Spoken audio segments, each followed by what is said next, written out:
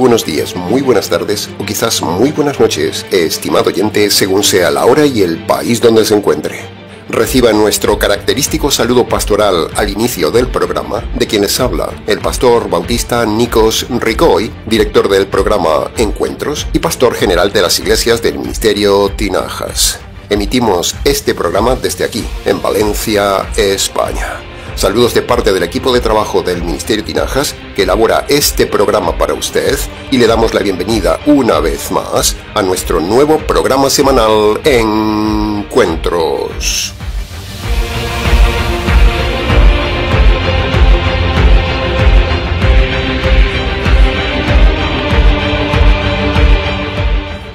Estamos ya, estimado oyente, en el séptimo programa del estudio expositivo de la primera carta de Pedro, llegando hoy ya al final del primer capítulo.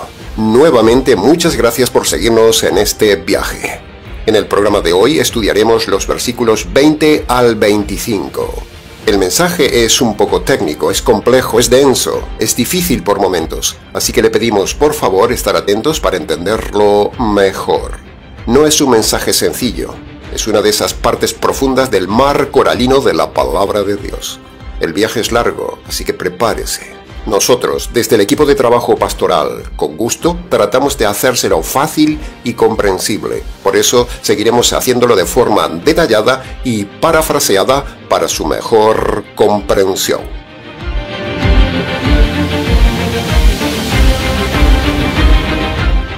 Entremos entonces en el análisis del primer versículo de hoy, el versículo 20, que dice: Cristo fue destinado como Cordero desde antes de la fundación del mundo, y en estos tiempos se ha manifestado por amor a ustedes. Cuentan los relatos de los escritos de los hombres antiguos, que los tres seres divinos, el Espíritu, el Hijo y el Padre, un día, en un momento de la eternidad, cuando aún no existía nada creado, esos seres divinos se reúnen en consejo y toman una decisión única. Deciden crear seres libres y racionales para convivir y relacionarse con ellos.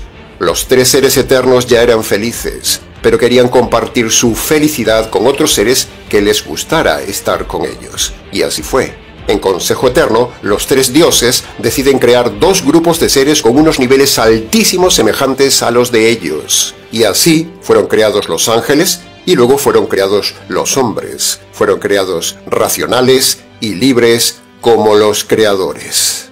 De la nada fueron creados millones de ángeles racionales y libres. Y de un poco de polvo fueron creados tan solo dos hombres racionales y libres.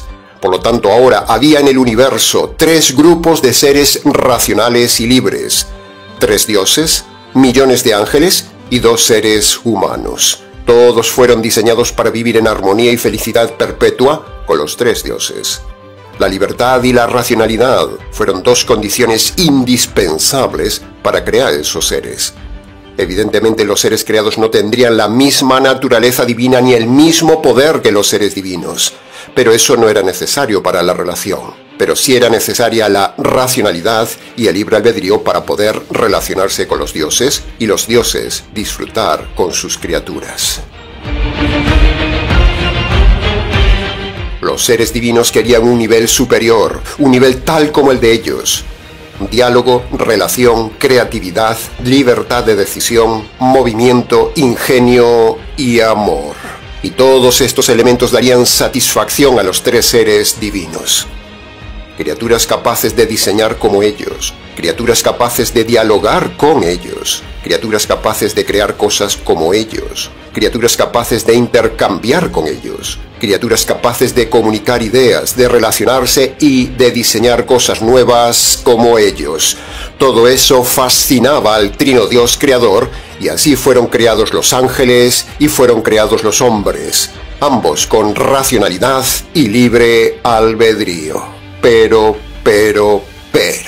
dicen también los escritos de los hombres antiguos, que el Creador, para asegurarse que sus criaturas estaban con Él verdaderamente en libre albedrío y en amor genuino, el Creador diseñó algo, diseñó la prueba. Y así fue como el Creador puso a prueba el amor de los ángeles y el amor de los hombres. El resto de la historia, usted ya la conoce.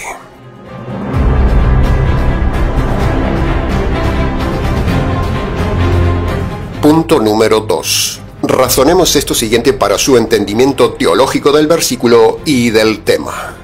Si Cristo el Creador, antes de todo lo creado, antes de haber hombres en la tierra y antes de la caída del hombre, Él decide venir un día futuro a la tierra como Salvador, eso significa claramente que Cristo ya sabía todo lo que iba a pasar con el hombre.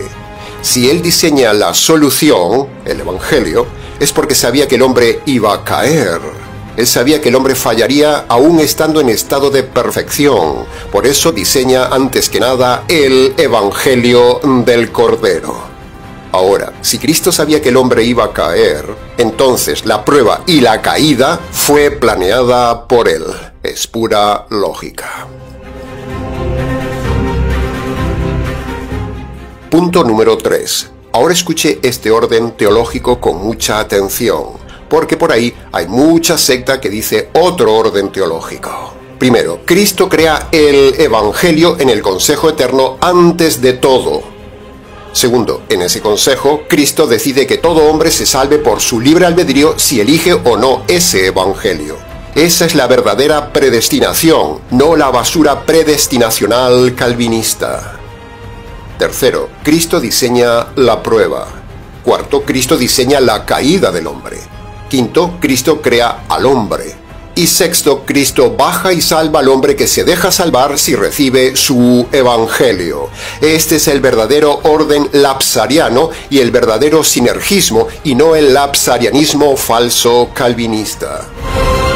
Ahora, aunque Cristo el Creador diseñó la prueba en Edén, diseñó y planeó la caída en Edén, sin embargo, Él no es el autor del pecado. El pecado lo crea el hombre. Punto número 4. Dios creó al hombre en estado de perfección, pero Él sabía que aún en estado de perfección, el hombre caería. Porque un estado material de completa felicidad no es garantía para demostrar el amor, ni tampoco impide una caída. Esta es una enseñanza universal teológica importantísima para las parejas. Si en Edén el hombre en estado de perfección cayó, cuánto más las parejas en el día de hoy, aunque tengan todo en la tierra. Tenerlo todo no garantiza un matrimonio. El amor solo se demuestra en la prueba. Esa es la gran enseñanza universal. Por eso era necesaria la prueba y la caída. Dios lo diseñó así para probar el amor del hombre. Ahora, permítame un paréntesis sin desviarnos del tema que aún no hemos acabado. Permítame un mini y necesario paréntesis. Aunque usted haya iniciado una relación de noviazgo y todo parezca idílico, eso no garantiza su amor al otro ni garantiza la relación perpetua, ni es evidencia de amor seguro. El amor solo se demuestra en la prueba, no en la felicidad. La felicidad no demuestra el amor. La gran enseñanza universal de Génesis es que tenerlo todo no garantiza el amor de una relación. Al contrario, la felicidad oculta lo real. Por eso era necesario ponerle una prueba al hombre, para que el hombre viera que no amaba a Dios, y para que Dios también viera que el hombre en perfección no ama a Dios. Por eso miles de parejas han fracasado engañadas por lo idílico de lo sentimental, lo pasional y la abundancia material. Esa relación siempre se resquebrajará cuando surja una prueba. Por eso usted no debe casarse con nadie si en el noviazgo no ha habido pruebas fuertes superadas. Se lo repito. Usted no debería casarse con nadie si en el noviazgo no ha habido pruebas fuertes superadas, porque la prueba superada es la garantía del verdadero amor de ambos para poder casarse. De la misma manera, estimado oyente, Dios quería asegurarse del amor del hombre poniéndolo a prueba, y el hombre demostró que no lo amaba aunque lo tenía todo. Dios le dio toda la felicidad posible al hombre. Le dio un lugar idílico, le dio hermosura física, le dio salud, le dio sexualidad, le dio posesiones, le dio poder, le dio belleza, le dio perfección, le dio libertad, le dio el mundo entero hermoso. En fin, lo tenía todo en Edén. Pero Dios quería una prueba de amor, y el hombre falló. El hombre demostró y se demuestra que cuando el hombre tiene todo, no ama a Dios. Por eso la doctrina de la prosperidad es blasfemia, es falsa, es basura, porque promueve la felicidad material haciéndole creer que eso es bueno delante de Dios, cuando la lección de Génesis es que tenerlo todo muestra en realidad que no se ama a Dios. Ahora, aunque el hombre no pasó la prueba del amor en estado de felicidad, Dios, aún encima, le da una segunda oportunidad al hombre de demostrar que le ama. Una segunda oportunidad, la levantada. El hombre que se levanta de su miseria espiritual, que se levanta de la caída, ese hombre valiente que se humilla ante Dios y toma la obra del Cordero, ese hombre demuestra verdaderamente su amor a Dios. Si el hombre se queda caído, eso confirma que no le ama por mucha religión que tenga, por muchas hojas de higuera que tenga. Solo los hombres que valientemente se humillan y se levantan por medio de la conversión, esos son los únicos hombres que demuestran que aman a Dios. Se lo repito. Solo los hombres que valientemente se humillan y se levantan por medio de la conversión, esos son los únicos hombres que demuestran que aman a Dios. Si el hombre caído se queda caído, por muy religioso que sea, por muchas hojas de higuera que use, quedarse caído en su religión y en sus pecados no es amor a Dios. El verdadero amor a Dios, tanto en Génesis con Adán y Eva, como a lo largo de los siglos hasta hoy, es exactamente igual. Tiene dos pasos. Primero, cuando el hombre se humilla ante Dios, cuando el hombre reconoce que está caído, cuando reconoce su miseria, cuando reconoce que no amaba a Dios, cuando se reconoce culpable ante Dios, cuando usted reconoce sus vergüenzas ante Dios, cuando usted reconoce de forma concreta sus rebeliones ante Dios, y cuando se declara delincuente y culpable ante Dios, primera condición. Y segundo, cuando el hombre honra a Dios creyendo en la venida del Hijo de Dios, cuando el hombre reconoce que merece recibir la justicia de Dios por su falta de amor a Dios, cuando el hombre reconoce que el Cordero recibió la justicia de Dios por sus injusticias, cuando el hombre hace todo esto, se humilla y honra a Dios, H más H, estos dos pasos demuestran el verdadero amor del hombre a Dios. Entonces Dios queda satisfecho, se lo computa como amor, y se lo computa como justicia. Entonces el hombre queda perdonado, queda salvo y empieza una relación con Dios, y un día dará al hombre algo muchísimo mejor que el paraíso de Edén. Ahora Dios le ofrece al hombre un reino material eterno, con un cuerpo perfecto y con otros hombres que demostraron también su amor a Dios. A esa raza de hombres diferentes que aman a Dios por medio de Marcos 1:15, Él les dará el reino de los cielos. ¿No le parece todo esto maravilloso, estimado oyente? ¿No expande su alma, su mente y su entusiasmo? Es glorioso ver cómo la conversión es ahora la prueba para estos Adanes modernos que nos permite demostrar el verdadero amor a Dios. Marcos 1:15 es la forma universal de demostrar el amor a Dios. Cuando usted se levanta de su estado de caída, cuando usted abandona sus hojas de higuera, cuando usted se viste con la ropa del Cordero sacrificado puesto por Dios mismo, esas dos cosas honran a Dios. Dios se lo toma por justicia y le demuestra que usted le ama. La levantada, en términos del Nuevo Testamento, está resumido en Marcos 1:15. Marcos 1:15 es exactamente lo mismo que hicieron Adán y Eva en el paraíso. Primero fueron valientes, salieron de su escondite y fueron a buscar a Dios. Segundo, dejaron caer sus inútiles hojas de higuera. Tercero, se humillaron ante Dios reconociendo su pecado de desobediencia y mostrando su vergüenza. Y cuarto, se dejaron poner las nuevas ropas perpetuas del animal sacrificado por Dios. Todo esto demostró que ahora sí, Adán y Eva, en esta segunda oportunidad, amaban a Dios.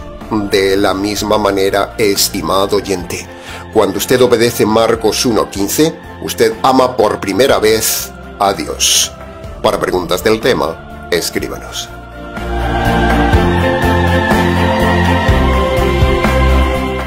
Punto número 5.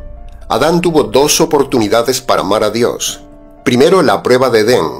Si no hubiera comido del fruto, habría demostrado que amaba a Dios. Y la segunda oportunidad que Dios le dio a Adán de amarlo la tuvo después de la caída, cuando se acercaron a Dios humillados, cuando reconocieron su pecado y cuando recibieron la vestidura del animal sacrificado, como dijimos antes. Adán aprovechó la segunda oportunidad. Y nosotros, estimado oyente, tenemos exactamente la misma segunda oportunidad que tuvo Adán. Primero, acercarnos a Dios y reconocer los pecados. Y segundo, agarrar la vestidura del Cordero. Cuando usted se humilla como Adán y honra a Dios tomando la vestidura de piel del Cordero, Dios se lo toma como amor. Punto número 6. El mismo libre albedrío que el hombre usó para desobedecer a Dios y demostrar que no amaba a Dios, es el mismo libre albedrío que Dios le deja y que ahora debe usar para levantarse, apropiarse por la fe de la obra del Cordero y así demostrarle a Dios que le ama. Este es el verdadero y maravilloso lapsarianismo y sinergismo de Dios, no la basura de predestinación calvinista reformada, basura doctrinal en estado puro. Los calvinistas son herejes, porque no creen en el libre albedrío y aún encima dicen que Dios en el consejo eterno decidió salvar unos pocos y perder a los otros en los infiernos. Dos errores que los llevan a ellos a los infiernos. Declaramos delante de Dios, de los hombres y de los ángeles que el calvinismo es blasfemia ante Dios, porque Dios en el consejo eterno decidió salvar a todos los hombres y decidió que todos los hombres sean salvos por su libre albedrío. La caída del hombre, señores necios calvinistas deformados, la caída del hombre no anuló el libre albedrío. Este es el verdadero lapsarianismo teológico. El resto es basura reformada. Que conste en acta.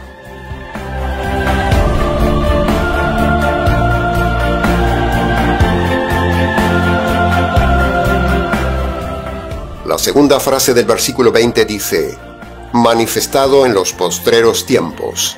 Esta frase no se refiere al final de los tiempos, estimado oyente. Esta frase se refiere a los posteriores tiempos después de haber sido profetizada la venida del Mesías. Postreros significa posterior, no final.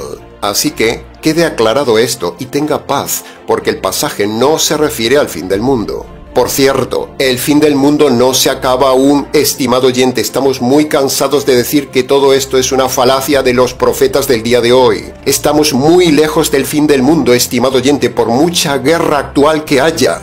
Todos esos bravucones oportunistas, mentirosos profetas seculares y religiosos del día de hoy, que ahora vuelven a intentar la mentira del fin del mundo con el caso de Irán, esos incansables mentirosos hijos del diablo, se comerán sus palabras, porque no estamos en los últimos tiempos, señores profetas agoreros.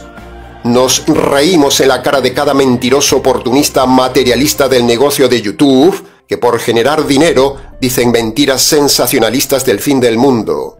El fin del mundo no se va a producir, señores. Hemos tenido razón cuando hemos dicho que la guerra de Ucrania, el tema de Gaza, el tema de Siria y ahora el tema de Irán no son evidencia del fin del mundo. Y tenemos la razón, usted verá que no pasará nada. Le hemos tapado la boca a esos mentirosos muchas veces y hoy también. Usted verá que después de lo de Irán, Israel ganará la batalla, Irán será humillada y no será el fin del mundo. Lo que puede llegar no es el fin del mundo, sino el fin de su vida, de su mundo, estimado oyente. Por eso, olvídese de las guerras, olvídese del fin del mundo. Estamos muy lejos del fin del mundo. Estamos en el tiempo de los gentiles, como dice Romanos capítulo 11, versículo 25. Estamos en el tiempo de la paciencia de Dios, donde usted debe prepararse para el fin del mundo por medio de la obediencia de Marcos capítulo 1, versículo 15.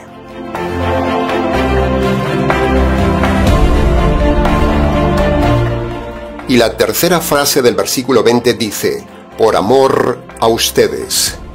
A simple vista parece una frase sentimental de Dios, pero Dios no es sentimental. Dios es racional y fríamente decisional. Esto que decimos lo vemos desde el Antiguo Testamento hasta el Apocalipsis. El amor son decisiones, nunca son emociones.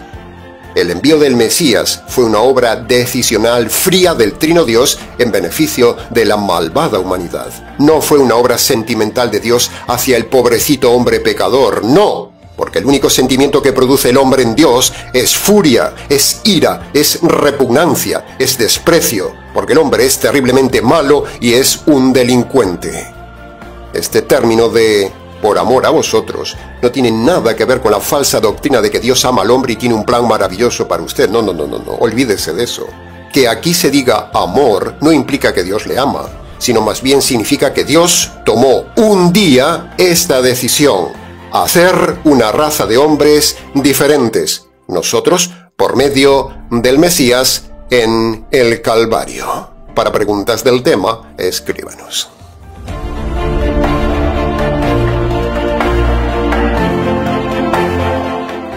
Entremos ahora en el análisis, comentario y enseñanzas del versículo 21 que dice: mediante el cual creen en Dios, quien le resucitó de los muertos y le ha dado gloria, para que vuestra fe y esperanza sean en Dios. Punto número 1. Cuando dice mediante el cual creen en Dios, esta frase la comentaremos dentro de un momento al analizar la otra frase, la frase que dice fe y esperanza en Dios. Punto número 2. Dice, Dios le resucitó. Escuche bien, esta frase no se refiere al Padre como dicen por ahí en las iglesias. El texto no dice que el Padre lo resucitó, no, sino que dice Dios lo resucitó, lo cual es diferente, porque Dios es varios. Por lo tanto, esto de Dios resucitó a Cristo se refiere al resto de Dios, se refiere al Padre y al Espíritu Santo que resucitan al Hijo de Dios, es decir, le autorizan a tomar nuevamente el cuerpo que tenía antes. Eso es resucitar. Al ver la obra completa y perfecta terminada del Hijo, entonces el resto de Dios deciden resucitar al Hijo. Es decir, deciden que vuelva a tomar el mismo cuerpo para ahora subir a la gloria con ese cuerpo. Recuerde que resucitar no es volver a tener vida, no. Ya lo hemos dicho muchas veces, eso es un error. Resucitar es volver a tener cuerpo. Cuando dice Dios le resucitó, significa que el Espíritu Santo y el Padre autorizaron y estuvieron de acuerdo que el alma de Cristo, que había sido separada del cuerpo en el Calvario, se metiera nuevamente en el cuerpo que había dejado en la tumba. La resurrección fue una decisión de los tres. Los tres estuvieron de acuerdo siempre en todo. Y el último paso tomado en común, en el tema de la salvación, fue estar de acuerdo en que Cristo tomara el cuerpo que tenía en la tierra y conservarlo por toda la eternidad para un día vivir con los hombres con cuerpo. Cristo tiene ahora mismo el mismo cuerpo que tuvo cuando nació, cuando creció y cuando murió. Para preguntas del tema, escríbanos. Y punto número 3 del versículo 21. Analicemos la frase que dijimos antes, mediante el cual creen en Dios, y la frase de ahora, la fe y esperanza en Dios. Pedro es pobre. Sí, Pedro es pobre. Pobre en expresividad, pobre en explicación, pobre en exposición teológica. Para una mejor comprensión, Pedro tendría que haber dicho esta frase más o menos así. Hermanos, les explico todo esto para que su fe y su esperanza sean firmes en Dios. No para que crean en Dios, como dice el texto. La fe de los judíos ya era en Dios y estaba en Dios antes de venir el Mesías y antes de la carta de Pedro. Así que no tiene sentido decir que escribe esto para que crean en Dios, sino que debió decir más bien para que vuestra fe esté bien informada, bien sólida y se mantenga firme hasta el final en Dios. Pero en fin, ya sabemos cómo es Pedro. Por eso nuestra labor en el Ministerio Tinajas es tratar de explicar detalladamente por medio de las leyes de la hermenéutica la palabra de Dios. Pedro recibió la valiosa revelación. Nosotros le damos la verdadera explicación. Y así usted tendrá la correcta salvación.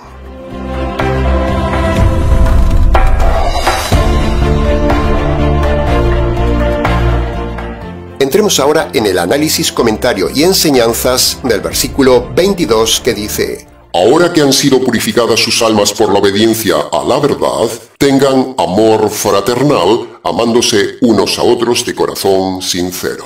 En otras palabras, lo que Pedro está diciendo aquí en este versículo es que si una persona se ha convertido, entonces una de las evidencias de su conversión es el amor hacia los demás. Esa es la interpretación correcta. Punto número 1. Entonces preguntamos, ¿ha sido purificada su alma de sus pecados, estimado oyente? ¿Sabe usted cómo se limpian sus pecados? ¿Cuándo ha sido purificada su alma de sus pecados? ¿Sabía usted que si está metido en alguna iglesia típica de hoy, sus pecados no han sido purificados? ¿Sabe usted que la misa y la confesión al sacerdote no le perdona los pecados? El invento católico romano del sacramento de la confesión no es bíblico, no está en la Biblia, es pecado. Lo inventó la ramera iglesia católica, no le purifica sus pecados. ¿Sabía usted que ir a la iglesia y practicar los ritos de levantar la mano, aceptar a Jesús, hacer ayuno, guardar el sábado, rezar el rosario y dar el diezmo tampoco le purifican sus pecados? Y al contrario, todo eso es pecado. ¿Lo sabía? ¿Sabía usted que el bautismo no perdona ni purifica sus pecados ni le salva tanto de niño como de mayor? Por cierto, hablando de esto, ¿se ha dado cuenta, estimado oyente católico, que ni en este pasaje de Pedro, ni en las dos cartas de Pedro, ni en ninguna parte del libro de los Hechos, Pedro habla nada del sacramento de la confesión para el perdón de los pecados? ¿Se había dado cuenta? ¿Se acuerda del pasaje de Hechos capítulo 8, versículo 22, cuando Pedro reprendió a Simón el mago y en lugar de absolverlo de su pecado y de la superstición, le dijo que arreglara sus cuentas directamente con Dios para ser perdonado? Eso descarta totalmente el sacramento de la confesión católica, una de las aberraciones más grandes y perversas inventadas por la Iglesia Católica, donde un hombre tiene que escuchar los delitos, las inmoralidades, los secretos, las perversiones sexuales, las intimidades de una mujer confesadas a un hombre. ¿Se puede ser más inventor de una mayor aberración? El secreto de confesión católica es pecado y es un delito, porque cuando un sacerdote sabe un delito y no lo dice a las autoridades, excusado en el falso secreto de la confesión, eso no es bíblico. El sacerdote está siendo cómplice del delito del delincuente. ¿Cuántos sacerdotes han ocultado delitos e impedido hacerse justicia por el perverso secreto de confesión? Es terrible el invento papal del sacramento de la confesión. Jesús no lo enseñó nunca y los apóstoles no lo practicaron nunca. El falso sacramento de la confesión es parte de la herencia hereje que este falso nuevo papa ha heredado de siglos pasados. El perdón de los pecados, señores, solo se produce por medio de obedecer dos mandamientos dichos por el mismo Señor Jesús en Marcos capítulo 1, versículo 15. Para preguntas del tema, escríbanos.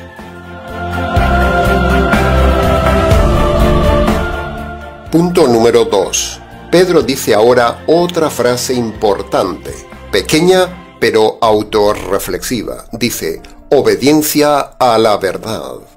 Entonces la pregunta obligada es, ¿está usted obedeciendo la verdad de la palabra de Dios en el Nuevo Testamento, estimado oyente? ¿Guía su vida y sus decisiones por el Nuevo Testamento de la palabra de Dios? ¿Por qué decimos el Nuevo Testamento? Pues porque el Nuevo Testamento es la parte de la verdad de la palabra de Dios, es el manual de Dios para el cristiano. El Antiguo Testamento era el manual para el judío, para Israel. En cambio, el Nuevo Testamento es el manual para nosotros los gentiles y para la iglesia. Usted no puede usar el Antiguo Testamento para su vida cristiana. Entonces, ¿está usted desobedeciendo los mandamientos del Nuevo Testamento? Por ejemplo, ¿es usted mentiroso? ¿Está usted pensando o está en trámites de divorcio? ¿Está usted viviendo en adulterio? ¿Está usted de cama en cama practicando la fornicación? ¿Está viviendo con alguien en unión libre? ¿Es usted homosexual? ¿Es usted lesbiana? ¿Es usted trans o defiende esta mala gente? ¿Es usted perverso? ¿Es usted terco? ¿Es usted soberbio, altivo y rechaza la verdad cuando se la dicen? ¿Obedece usted la verdad bíblica o va por libre? ¿Obedece usted la verdad cuando lee el Nuevo Testamento si se llama cristiano? ¿Está usted obedeciendo la verdad? ¿Está usted obedeciendo al Señor, estimado oyente?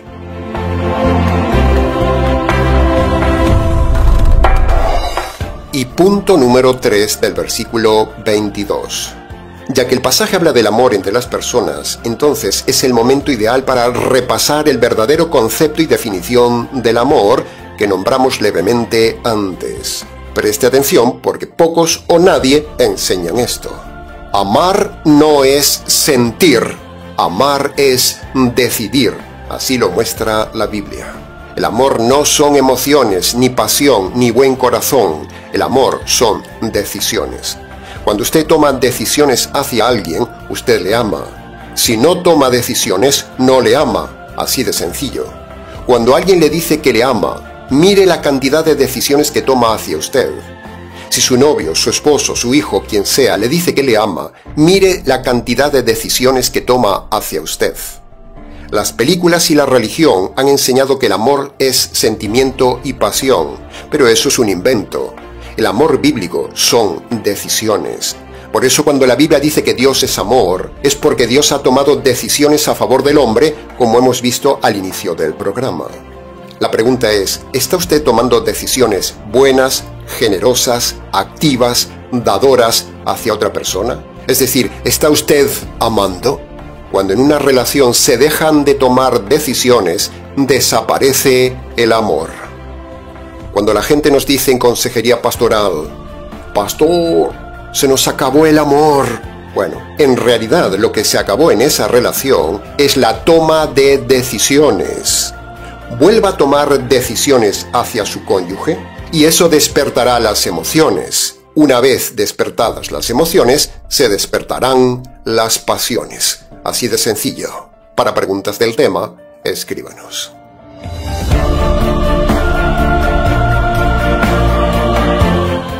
Entremos ahora en el análisis, comentario y enseñanzas del versículo 23 que dice: Dios les ha hecho nacer de nuevo, no de semilla corruptible humana, sino con la incorruptible palabra viva de Dios que permanece para siempre.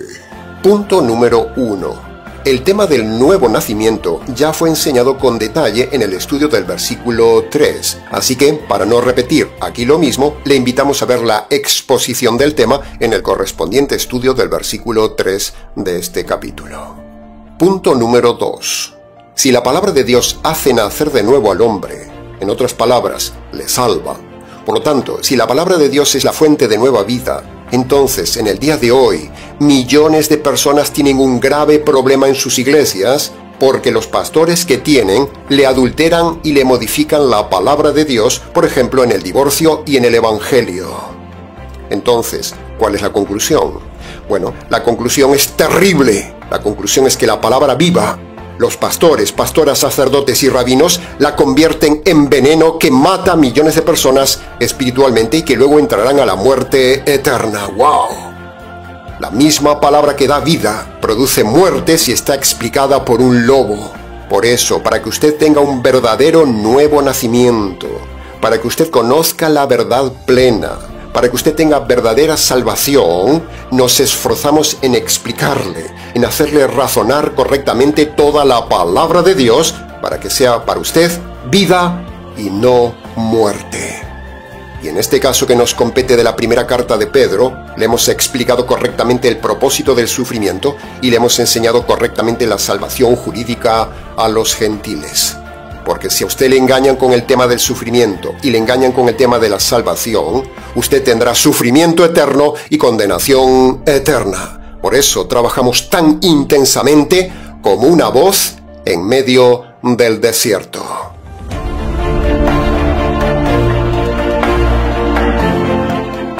Le preguntamos, ¿tiene usted nueva vida o sigue la misma vida antigua de pecado, soberbia, tacañería, rebelión, inmoralidad, adulterio, mentiras, engaño, robo, hipocresía, envidia, celos, falta de perdón, no conversión, flojera, indecisión, mundanalidad, yendo al psicólogo, yendo a una iglesia falsa, no haciendo caso de nada de los mensajes que le damos, etcétera, etcétera? ¿Tiene usted una nueva vida o sigue siendo igual que siempre?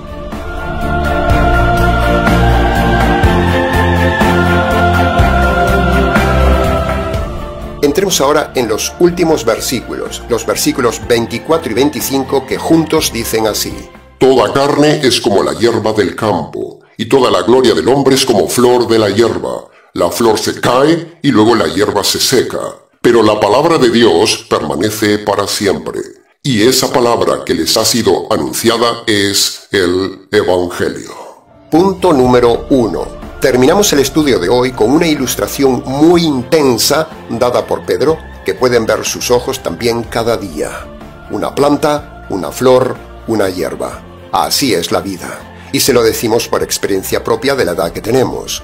Estamos totalmente de acuerdo con lo que dice Pedro. La vida es como hierba del campo. Por eso estamos aquí, estimado oyente, para catapultarnos con esta sencilla ilustración de Pedro, que nos permite recordarle la fragilidad de la vida, la limitación de su vida, la fugacidad de la vida. Hoy estamos y mañana no estamos. Todo es vanidad de vanidades. Toda la vida es pura vanidad sin sentido. Entonces, ¿por qué Dios nos permite estar un poco de tiempo en la tierra antes de marchitarnos, si la paga del pecado es la muerte y ya deberíamos estar quemándonos como hierba en el fuego del infierno? ¿Por qué? Bueno, Dios ha decidido que el tiempo de cada hombre en la tierra sea para que se prepare para la otra vida y no ser lanzado como hierba al fuego eterno. Esta vida es de paso, es para prepararse, no para estancarse, no para crecer, no para buscar la buena vida, no es para prosperar, no es para hacer dinero, no es para pasarla bien. Su vida es como la hierba, estimado oyente. Piense en esto, al menos esta semana. Mire cualquier planta, observe cualquier hierba y verá que así es su vida. Hoy está y mañana se seca. Prepárese para el final de su vida.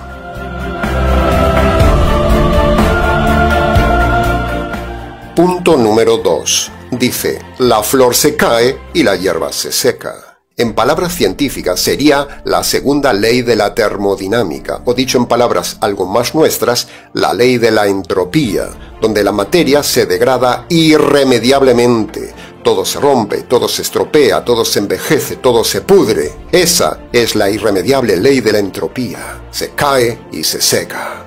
Su belleza se cae, estimada oyente. Sus virtudes se caen, estimada dama. Sus músculos se aflojan, estimado varón. Todos acabarán caídos por mucha gimnasia que haga. Su cara se arruga, su belleza se va, estimada dama. Su belleza se va, estimada oyente. La fuerza y el vigor del varón se cae, se seca. Las virtudes físicas del hombre y de la mujer duran muy poco. Todo se cae y todo se seca por muchas operaciones y tratamientos que se haga. Al final, la entropía le ganará y la secará. La eterna juventud no existe y las cremas no valen de nada. Por lo tanto, esto que dice Pedro es una alarma constante a buscar la vida eterna, donde la ley de la entropía, la ley de todo se cae y todo se seca, no existirá jamás, sino que el Señor nos dará un cuerpo nuevo, un cuerpo vital, un cuerpo firme, fuerte, sin cansancio, sin vejez, sin dolor, sin enfermedad, para disfrutar con Él y con el cuerpo nuevo las maravillas materiales de su reino. La tristeza de ver cómo la vida se cae y se seca es una motivación intensa para buscar la vida eterna por medio del Evangelio. La gente busca la eterna juventud, pero no busca la vida eterna. ¿Se había dado cuenta? Pedro nos ha hablado de la realidad del sufrimiento y ahora nos habla de la realidad entrópica de la vida para darnos la maravillosa esperanza solo por medio del Evangelio. Precisamente la última frase del versículo 25.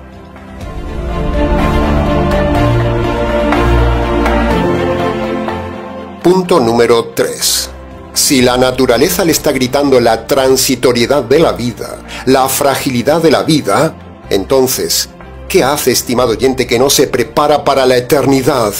Si su mismo cuerpo es un grito, una alarma día a día de que usted se va acabando poco a poco, si usted se muere con sus pecados cometidos en la tierra sin perdonar, usted como hierba seca será lanzado al horno de fuego eterno para ser quemado sin fin.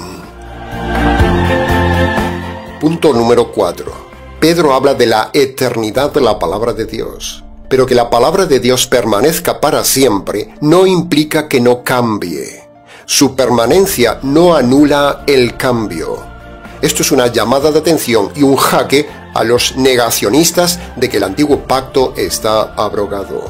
El antiguo pacto está abrogado, estimado oyente, porque ya cumplió su función en su día. Ahora aparece la continuación del antiguo pacto, que es el nuevo pacto. Por eso la palabra de Dios permanece. Por otro lado, permítame aclarar algo. La palabra de Dios no es el Evangelio, como dicen muchos. Cuando usted le pregunta qué es el Evangelio a la gente normalmente le dice, el Evangelio es la palabra de Dios. Pero el Evangelio no es la palabra de Dios. El Evangelio es una parte de la palabra de Dios, no toda la palabra de Dios. Que quede aclarado.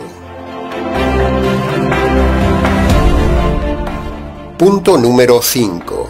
Finalmente, Pedro conecta esta verdad de la palabra de Dios con el Evangelio. Pedro hace un redireccionamiento. Es como que Pedro está redirigiendo su mensaje para llegar al punto clave que nosotros siempre queremos llegar.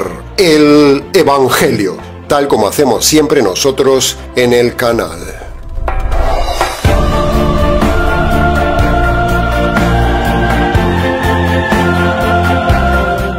En resumen, esa justicia diseñada en el consejo eterno, esa justicia que fue derramada en el Calvario y que llega ahora a usted de forma providencial para limpiar sus injusticias, esa justicia es lo único que le hace vivir una vida de justicia, le permite soportar mejor el sufrimiento en este mundo de injusticias y le da la esperanza maravillosa de un mundo eterno de justicia entre los hombres. Bendito sea el Cordero y bendita sea esa justicia caída sobre el Cordero. Amén. Aleluya.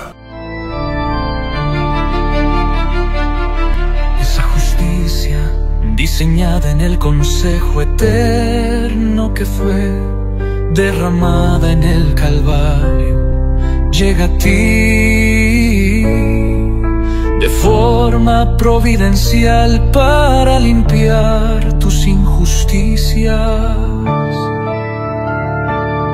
Esa justicia de Cristo es lo único que te hace vivir una vida de justicia. Te permite soportar mejor el sufrimiento y las injusticias de este mundo de injusticia. Y te da la esperanza maravillosa de un mundo eterno de justicia entre los hombres. En su justicia encuentras la paz y el perdón. Bendito sea el Cordero y bendita sea esa justicia que cayó sobre el Cordero. Amén, aleluya. Bien, hasta aquí con la enseñanza expositiva verso a verso y frase a frase de todo el capítulo 1 de la primera carta de Pedro. Le hemos explicado todo al detalle. Así se estudia la Biblia. Más detallado es imposible. 7 semanas hemos empleado en este primer capítulo. En la próxima semana empezaremos con el capítulo 2. También es cierto que mucho más se pudo haber dicho en cada versículo analizado, pero creemos que con lo dicho ha sido suficiente para su enseñanza y su reflexión. Para preguntas del tema, escríbanos. ministeriotinajas@gmx.es.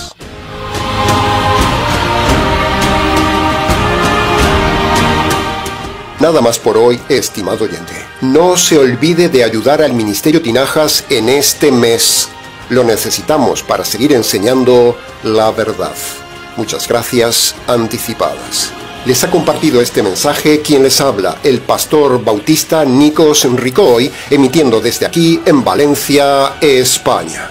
Será entonces con el gusto de siempre, hasta el próximo mensaje de la serie, aquí en nuestro habitual programa semanal Encuentros.